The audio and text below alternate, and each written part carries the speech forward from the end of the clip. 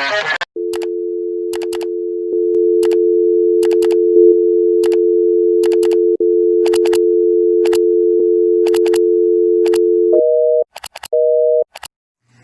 pleasant day, everyone. Our topic for today is about learning principles on development, social, and individual differences. For reference, you may open your books on pages 9 to 10. These are our learning objectives. At the end of the lesson, the students will be able to: first, explain the development and social factors and individual differences that influence learning. Second, recognize classroom instances that apply the learning principles related to developmental and social factors and individual differences. And third, apply the principles learned in classroom-specific situations. To start, development and social factors as well as individual differences are considered critical factors in the capacity of learners to engage in learning. It is because every individual learner and student has their unique, different, and diverse development and social influences. What are developmental and social factors? Social factors includes the following: parental attitudes, peer relationships, learning experiences, and recreational activities, while developmental factors includes emotional, intellectual, and physical development from conception to maturity. Generally, social factors includes the relationship, the interaction, and the harmonious participation of an individual learner to his or her environment. So these are the principles included on development, social, and individual differences. There are 5, so let's discuss one after the other. As individuals develop, there are different opportunities and constraints for learning. So what are these opportunities and constraints for learning? The constraints of learning that are considered are the motivational or associative factors peculiar and different to certain stimuli or responses of the learners. It is also the reinforcement arising out of the relationship of any two knowledges and experience. Hence, constraint simply means the motivation or the lack of motivation of the learners. While opportunities, these are the positive feedback and positive attitudes of the learners which are influenced by the learner's high level of motivation throughout the learning process. Let us continue. Learning is most effective when differential development within and across physical, intellectual, emotional, and social domains is taken into account. Knowledge on the physical, intellectual, emotional, and social domains of the learners is an excellent springboard for planning learning activities, materials, and assessment. So why is it necessary to be taken into account? It is because individuals learn best when material is appropriate to their developmental level and is presented in an enjoyable and interesting way. Because individual development varies across intellectual, social, emotional, and physical domains. Hence, achievement in different instruction domains may also vary. Overemphasis on one type of developmental readiness, such as reading readiness, for example, may preclude learner from demonstrating that they are more capable in other areas of performance. Next, what is the reason of why there are learners who do not learn well? Aside from having lack of motivation, it is also because often some learners do not learn well because there is a mismatch between the learning activity and the learner's developmental stage. So, who are the teachers? Teachers are persons and professionals who should be knowledgeable of the various developmental milestones of the learner. Aside from imparting knowledge to the learners, it is the teacher's task to know and understand the different developmental stages the students acquired and achieved throughout the learning process. They should not be working alone along instructional planning. Rather, they should also give emphasis to the importance of knowing and understanding the developmental stages the students acquired throughout the process. Aside from that, they should collaborate with the school administrators, guidance counselor, learners' parents, guardians, and even family in order to monitor the developmental achievement of the learners. Let's proceed to the second principle. Learning is influenced by social interactions, interpersonal relations, and communication with others. Simply, it is social influences on learning. Collaboration is a 21st century skill. In different activities and tasks in our lessons nowadays, collaboration plays a vital role since there is participation and interaction with one another. Collaborative skills encompass social interactions, interpersonal relations, and communication. Thus, when learners work with their peers and classmates, they learn to appreciate and respect diversity. When adequately facilitated by the teacher, this ability contributes to a positive and healthy learning. Learning can be enhanced when the learner has an opportunity to interact and to collaborate with others on instructional tasks. Am I right? Learning settings that allow for social interactions and that respect diversity encourage flexible thinking and social competence. In interactive and collaborative instructional contexts, individuals have an opportunity for perspective taking and reflective thinking that may lead to high levels of cognitive, social, and moral development as well as self-esteem. So, what are these positive and healthy learning? This includes, first, respect for each other's opinion. So, through collaboration, we interact and listen to one another. And then, when we listen to one another, we know how to respect their opinion since we know that every learners have diverse and different opinions and views of life and in the lesson. Second, the give and take relationship. This usually happens when we give or share knowledge and then we listen to the opinions of others. Next, taking responsibility for assigned tasks to develop the interpersonal relationship of the learners. Hence, quality personal relationship that provides stability, trust, and caring can increase learners' sense of belonging, self-respect, and self-acceptance, and provide a positive climate for learning. Peer influences, positive interpersonal support, and instruction in self-motivation strategies can offset factors that interfere with optimal learning, such as negative beliefs about competence in a particular subject, high levels of test anxiety, negative sex role expectations, and undue pressure to perform well. Positive learning environment can also help to establish the context for healthier levels of thinking, feeling, and behaving. Such contexts help learners feel safe to share ideas, actively participate in the learning process, and create a learning community. So we know that when everyone listens or respects our opinion, it gives us the interest to share more, right? So, learning can be enhanced when the learner has an opportunity to interact and collaborate with others on different instructional tasks or activities. So, all learners should learn the skills of working with others in an instructional setting or activity. This ability will prepare them for the real world where they are expected to interact effectively to a community of diverse people.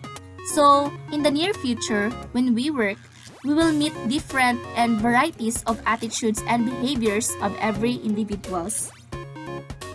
Learning activities in the classroom should offer opportunities for such collaborative skills, such as group work, group dynamics, as well as group tasks, which are examples of situations where collaboration can be developed.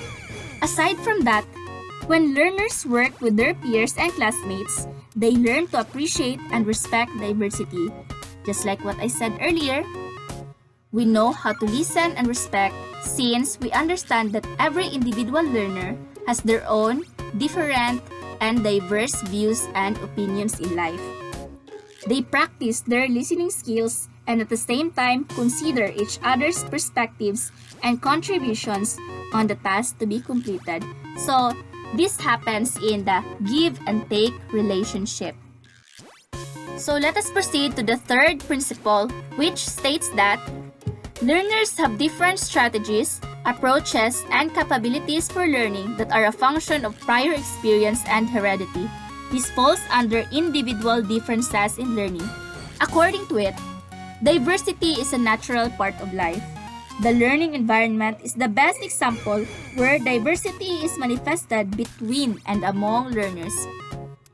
Each learner has his or her learning style, intelligence, potential, skills, talents, learning preferences, as well as cognitive abilities, which are the effects of both experience and heredity. Individuals are born with and develop their own capabilities and talents. In addition, through learning and social acculturation, they have acquired their own preferences for how they like to learn and the pace at which they learn. However, these preferences are not always useful in helping learners reach their learning goals. Aside from what I had mentioned, theories on multiple intelligence, learning style, and differentiated instructions are all to be considered when planning the delivery of lessons. So I had presented to you the multiple intelligence, which include verbal linguistic, logical mathematical, existentialist, naturalist, visual spatial, bodily kinesthetic, musical rhythmic, intrapersonal, and interpersonal. Teachers assess and support the learners in identifying their most effective learning strategies, dominant intelligence, skills, and potentials, and help them identify the ways and means on how they can use to maximize learning. Thus, educators need to help students examine their learning preferences and expand or modify them if necessary. The interaction between learner differences and curricular and environmental conditions is another key factor affecting learning outcomes. Educators need to be sensitive to individual differences in general. Current trends in teaching encourage teachers to apply concepts on multicultural teaching, differentiated instruction or DI, and the Universal Design for Learning or UDL. Differentiated instruction means tailoring instructions to meet individual needs, whether teachers differentiate content, process, products, or the learning environment. The use of ongoing assessment and flexible grouping makes this a successful approach to instruction, while UDL or Universal Design for Learning is a way of thinking about teaching and learning that helps give all students an equal opportunity to succeed. Aside from that, all these principles support the premise that teachers should be creative, innovative, and supportive of the individual differences of the learners. Hence, the interaction between learner differences and curricular and environmental condition is another key factor affecting learning outcomes. Educators need to be sensitive to individual differences in general. They also need to attend to learners' perception of the degree to which these differences are accepted and adapted to by varying instructional methods of materials. So, let's proceed to the fourth principle. Learning is most effective when differences of learners' linguistic, cultural, and social backgrounds are taken into account. This falls under learning and diversity. According to it, multicultural teaching encourages teachers to consider their learners' linguistic, cultural, and social backgrounds. Thus, multicultural teaching simply encourages all educators to embrace and accept diversity.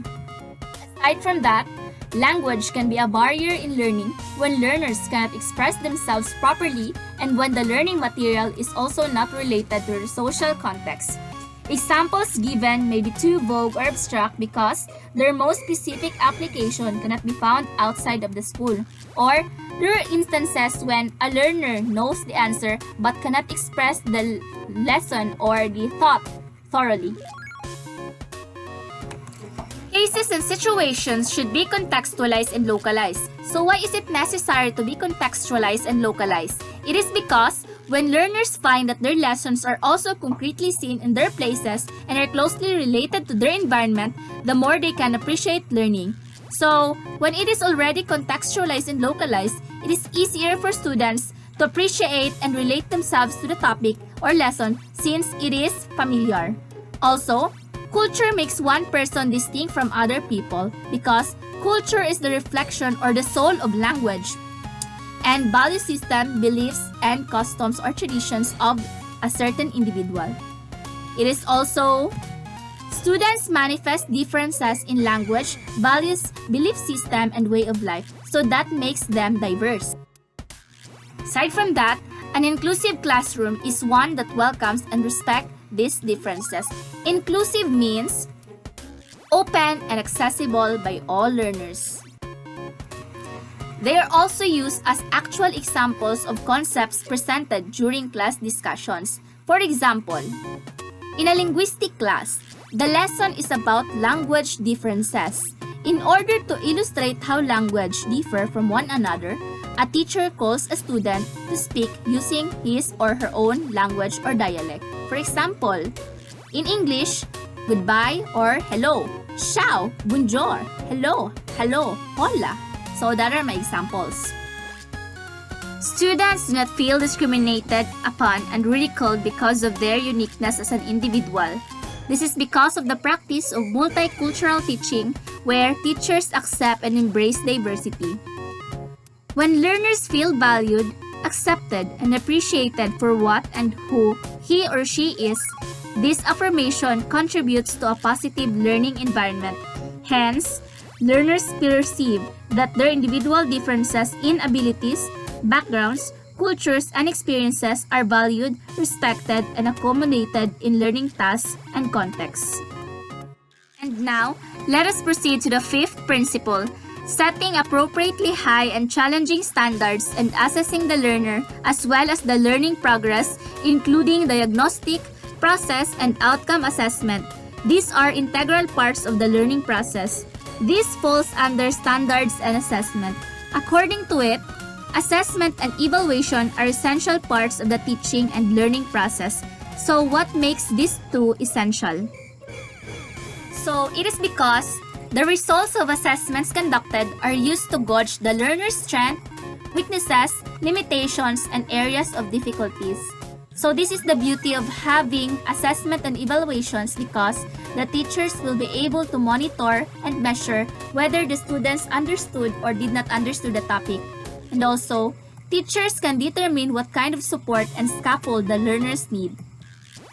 This process also includes knowing which instructions would best assist a learner for better school performance. Assessment should be an ongoing process. Ongoing assessment of the learner's understanding of the curricular material can provide valuable feedback to both learners and teachers about progress towards the learning goals. Standardized assessment of learner progress and outcomes assessment provides one type of information about achievement levels both within and across individuals that can inform various types of programmatic decisions. Performance assessments can provide other sources of information about the attainment of learning outcome.